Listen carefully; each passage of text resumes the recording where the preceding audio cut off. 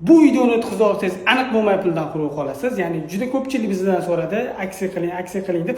20-dekabrgacha indikatorimizni, ya'ni 3 oylik narxini bor yo'g'i $199 ga xarid qilish imkoniyatini biza bergan edik.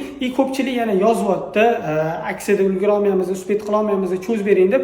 Shuni munosabati bilan juda ko'pchilikni, ya'ni talabini inobatga olgan holatda yillar oxirigacha 2026-yil boshlanishigacha indikatorimizni bor yo'g'i 3 oylik tarifini $199 ga xarid qilish imkoniyatini biza beramiz. Juda ko'pchilik adashtirayotgan ekan indikator bilan robotni.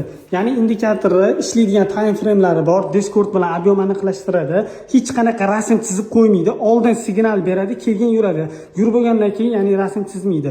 Ko'rsanglar bo'ladi, mana pozitsiyada ham bayda ham foyda bo'lyapti, sel ketyapti, sel pozitsiyada foyda bo'lyapti, bay pozitsiyada. Skalperlar uchun juda ham ajoyib bo'lgan indikator, bir minutlik time frame, buni ham o'rgatamiz. Skalp qilsa bo'ladi. Misol tariqasida aytaman, mana hozirgina bay signal berdi. Ya'ni turibdi, o'sha o'tiribdi, mana bu holatda beryapti. Sel pozitsiyadan ham skalperlar bemalol foyda qilsanglar bo'ladi.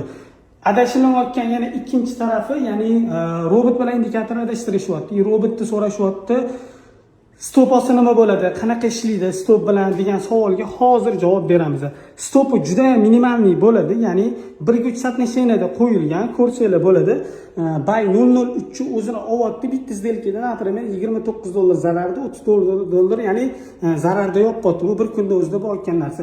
003 bilan bay pozitsiya impuls olgan paytda $90 foyda bilan kunni $22 foydada olib chiqib ketyapti. Juda ham mo'shni ishlayapti, juda ko'pchilik adashtiryapti. Bu ya'ni robotga emas, ya'ni indikatorimizni o'ziga berilyapti 3 oylik obunasi. Agar kimga shu robotimiz yoki indikatorimiz qiziq bo'lgan bo'lsa, kommentariyada plyus belgisini yozib qoldiring.